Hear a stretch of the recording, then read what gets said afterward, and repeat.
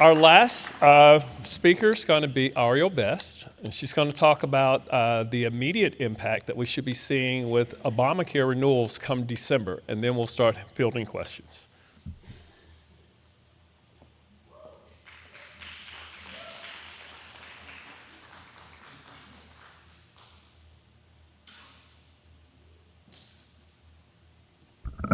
Good morning, everybody.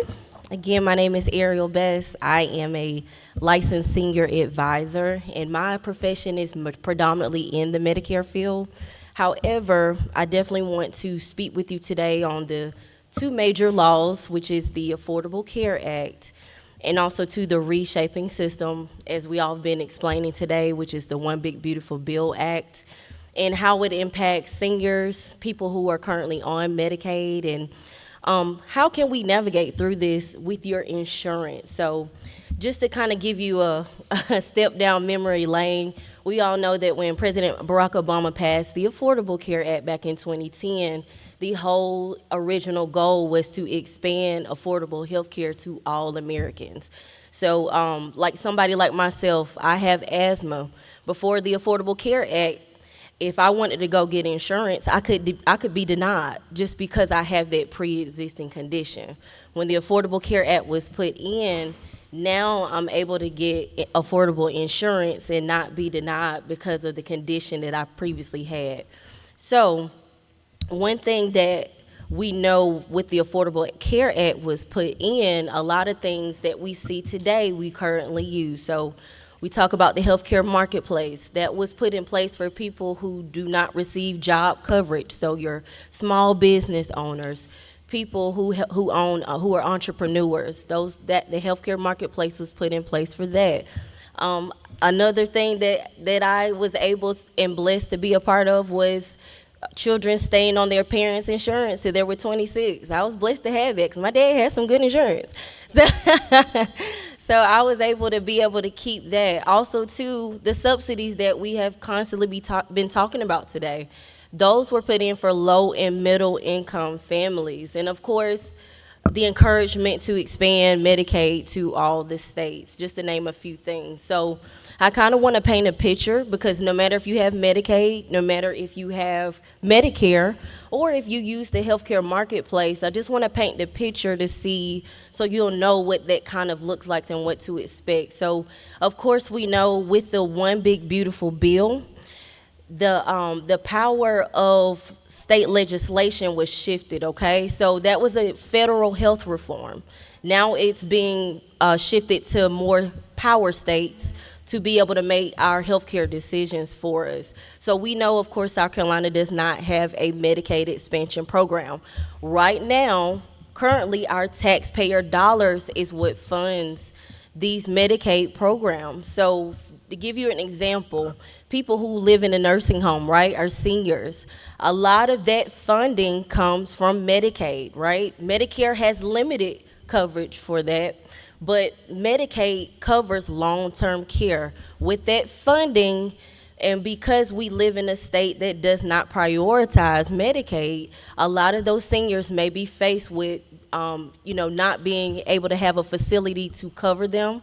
And also, too, like a lot what Ms. Mamie said, the staff, they're not able to pay their staff because the fundings are cut on the state level. So a lot of times, nursing homes will not be able to keep people in those rooms. Another thing for my people who are pregnant who depend on Medicaid, a lot of times these individuals do not have to pay copays when they go to the doctors. With this One Big Beautiful Bill, they may face up to $35 per primary care visits. So that's one thing and one financial strain that they didn't have to deal with before, guys. So when you understand that we live in an environment where Medicaid and these things that a lot of our seniors, pregnant women and other people with low income subsidies depend on, and we already have limited coverage, that puts an even more financial strain for people to determine, do I go to my prenatal appointment, or do I go get groceries for my children? So these are the real life things that are happening now. And also too, to share, I deal with my amazing seniors every single day. Right now, when a bill was passed, I am getting phone calls constantly that people are losing their Medicaid because of the recertification process. Just like Dr. Logan said, the recertification process will now change. Instead of going to recertify a year, you will have to recertify every 6 months. So what that bill is designing to make the hardship of the ones who have Medicaid to keep it, because the requirements are rigorous, and the ones who want to get on it, they're making it so strenuous, people just want to give up and don't even try to get on it.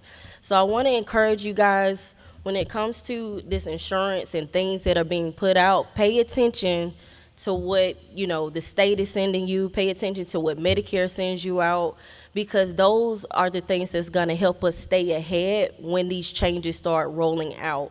For my healthcare marketplace people, business owners, you guys depend on that insurance. What I'm seeing now and what's to come in the future, the premiums are going to go up. So what premiums that you were accustomed to before, they're going to start slowly increasing that as well. So if you do depend on the healthcare marketplace, definitely pay attention to your enrollments.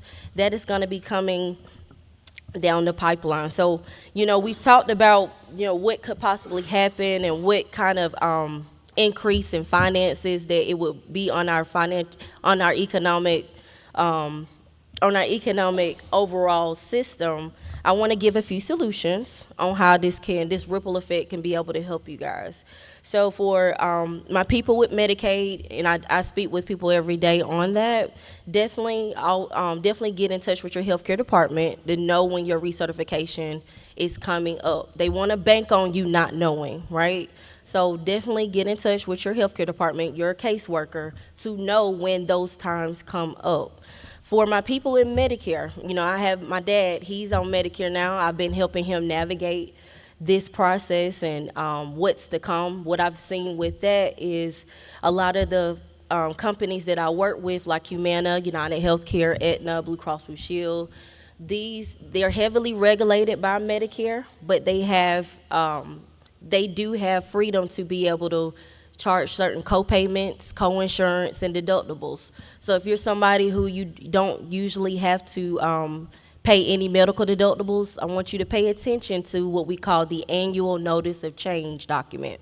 This is called the annual notice of change document. You're going to get it in the mail between September and October, okay? This is going to show any premiums, co-payments, co-insurances that's going to change on your insurance for next year. So even if you don't plan on changing or doing anything with it, please, please, please look at it, because that's how they are really I call it sneakily changing those things without people knowing, because they bank on what people do not know. So definitely, if you have a representative, get in touch with your representative. Find out what's going to be changing with your carrier. If you don't have a representative, definitely get with somebody like an advisor to share with this. I know I deal with clients every day that don't really understand insurance, and it's almost like a foreign language if you're not in the field. But that is what I charge you guys to do. I want you to be on top of it, be in the know, and like Ms. Nicholson said, support these nonprofits, because they're going to be the ones that we really need to depend on and lead on when these cuts start rolling out even more. So if you have any more questions, definitely, my name is Ariel Best. I'll be happy to help, and I thank you for your time.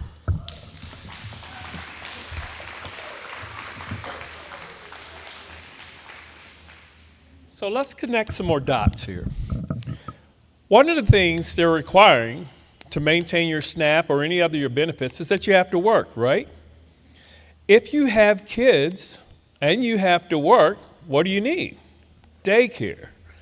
If the cuts are coming where we're eroding daycare, it puts you in a dilemma. Do I take care of my kid? Do I abandon my kid? Or do I try to go out here and work a $2 an hour job? This is all connected. You know, you can't, it sounds great on a bumper sticker. Oh, you want benefits and you got to work for them. But then when we stop it right there and don't look at the underlying support that's required to help that become a reality, we put people in a bind. And then they wind up falling away. Another one of these situations. All right, so we want to make sure we're getting rid of fraud, waste, and abuse. So we're going to make sure everybody that's on assistance or seeking assistance requalifies every 6 months. That's a nightmare. If you have never dealt with insurance, and I used to do this as part of my sales background, it's not a foreign language, but it's like being in another English-speaking country where the accent is so heavy you can't understand what's really going on. It makes it really tough. To a layperson, particularly to an elderly layperson who's already breathing hard and heavy because, what do you mean I got to go online and start doing some of these things? It's a tough process, and people wind up falling off. You have worked all your life, you have supported the American dream that says we care about each other and we're going to support each other. And when you reach that stage of life, when you're in need and needing that support, it's just all been taken away. This is going to affect our community. I don't know how many of you are in here are caring for seniors, but I am the primary caregiver for my mother. It is eye-watering to have someone who is 100% dependent on you for everything that's going on. Imagine if I have the luxury of being retired, so I can do that.